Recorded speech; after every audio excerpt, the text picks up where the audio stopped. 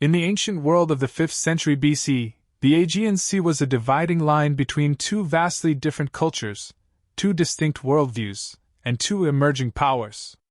On the western side lay Greece, a patchwork of independent city-states that shared a common language and religious pantheon but little else.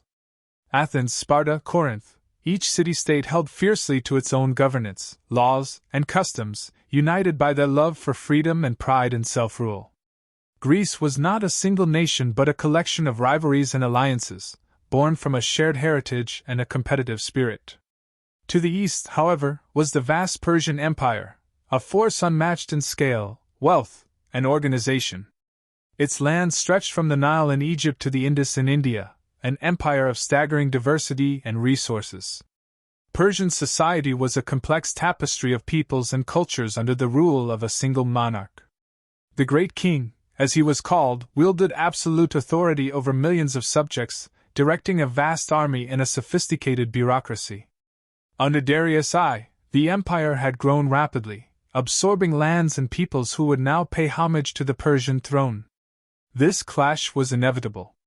When Persia's gaze turned westward, it saw the Greek city-states as both an opportunity and a threat. These small, fiercely independent cities stood as obstacles to Persian expansion and potential challengers to Persian dominance. But to the Greeks, Persia was a distant power whose reach threatened the core of their values, their autonomy, their freedom, and their very way of life. The stage was set for one of the greatest conflicts of the ancient world, where a vast empire would clash with an alliance of free cities, each side fighting not just for territory but for survival, identity, and legacy. The Persian Empire was a marvel of ancient organization and control, a multi-ethnic superpower with an unmatched degree of sophistication and unity. At the helm was King Darius I, a ruler known not only for his military ambition but for his administrative genius. Darius was a conqueror, yes, but also a skilled ruler who understood that the strength of his empire lay not only in its army but in the loyalty and integration of its many peoples. Under Darius's rule, the Persian Empire was divided into provinces, or satrapies, each governed by a satrap appointed by the king himself. These satraps acted as the king's eyes and ears, reporting back on local matters, collecting taxes, and ensuring that Persian law and order were upheld. This organization allowed Darius to manage his massive empire efficiently, keeping the diverse populations under control while still allowing them a degree of cultural autonomy. The empire was rich beyond imagination. Gold from Lydia, spices from India, fine textiles from Mesopotamia, these goods and more filled the markets and treasuries of Persia. Roads were built across the empire, facilitating trade and communication. The famed royal road stretched over 1,500 miles from Sardis to Susa, allowing messages and troops to move swiftly across the empire.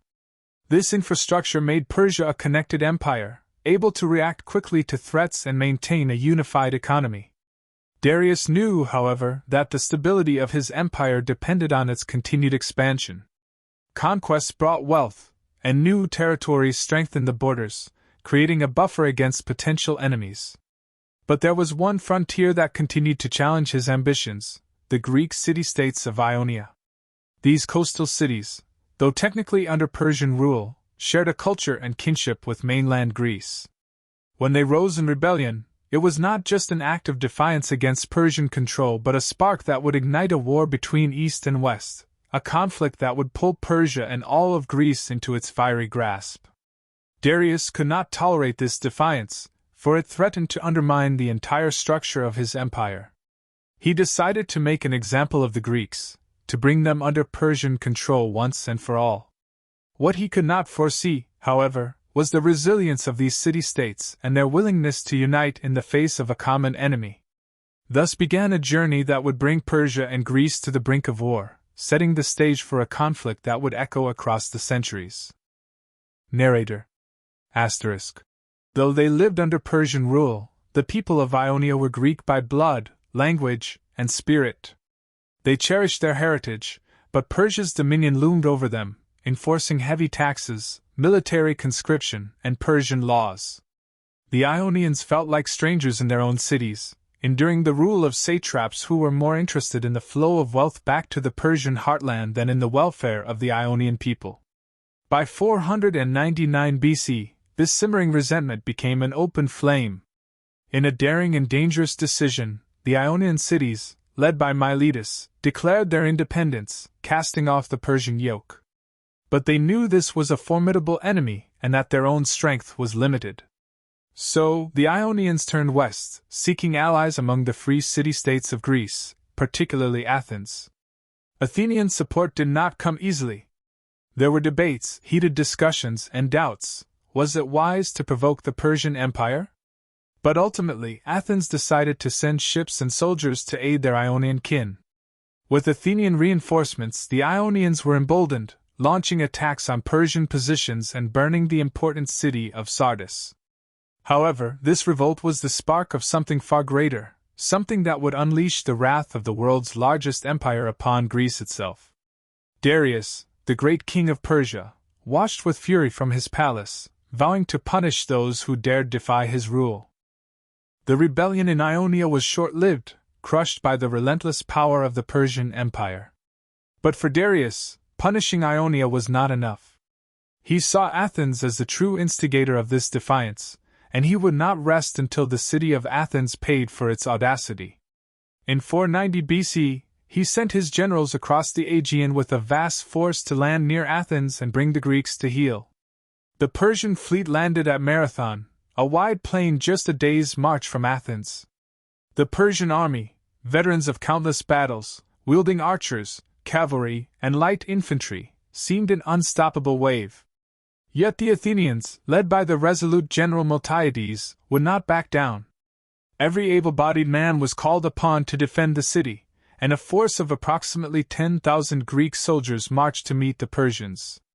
In the sweltering heat of Marathon, the Greeks lined up in tight phalanx formations, shoulder to shoulder, shield to shield.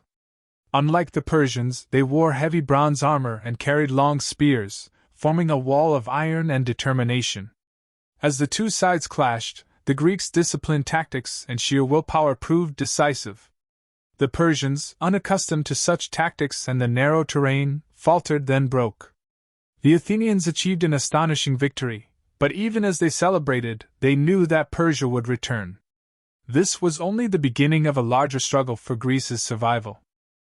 The Battle of Marathon might have ended in Greek victory, but the desire for retribution remained deeply rooted in Persian hearts. When Darius passed away, it fell to his son, Xerxes, to avenge the defeat. Xerxes was ambitious, charismatic, and determined to restore the honor of the Persian Empire by subjugating all of Greece. From the moment Xerxes ascended the throne, he poured his resources into creating a massive invasion force, one that would eclipse any previous campaign.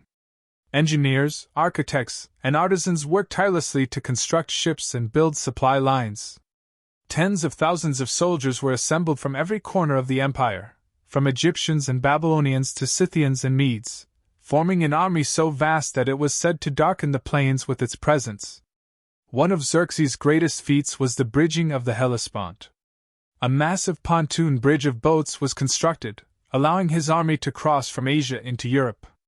It was an engineering marvel, a testament to the empire's resolve and Xerxes' personal determination. His plan was clear: Greece would either submit or be crushed. As the Persian army marched toward Greece, every Greek city-state knew it was time to choose, to fight together or fall alone. The Greeks were not united by nature. Their city-states had distinct identities, governments, and cultures. But in the face of an existential threat, the Greeks recognized the need for solidarity. Representatives from across Greece gathered in Corinth to form the Hellenic League, the first unified military alliance of the Greek world. This unity did not come easily. Athens, a democracy known for its naval power, and Sparta, an oligarchy defined by its legendary army, held deep-seated differences and mutual suspicions. Yet both cities knew that neither would survive alone against Persia. Reluctantly, they set aside their enmities. Athens would contribute its formidable navy, while Sparta would lead the army. Other cities, large and small, pledged their resources and soldiers, understanding that survival required collective strength. This alliance would be tested by the full might of Xerxes' empire.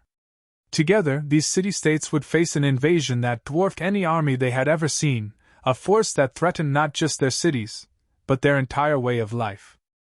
In the summer of 480 BC, Xerxes' colossal army arrived at Thermopylae, a narrow pass that guarded the entrance to central Greece. Here, a small force of around 7,000 Greek soldiers, including 300 Spartans under the command of their king, Leonidas, took their stand.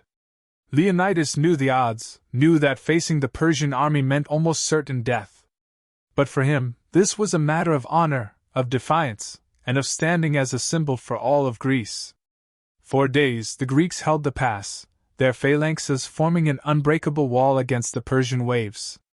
The Spartans fought with unyielding discipline, their heavy armor and long spears countering the lighter Persian troops. Xerxes, baffled by their resistance, threw everything he had at them. Yet the Greeks, outnumbered but determined, repelled wave after wave of attackers. Eventually, a local betrayed them, revealing a hidden path that allowed the Persians to outflank the defenders. As the Persian forces closed in, Leonidas and his men prepared for their final stand, fighting to the last. The Battle of Thermopylae became a legend, a story of courage that inspired all of Greece.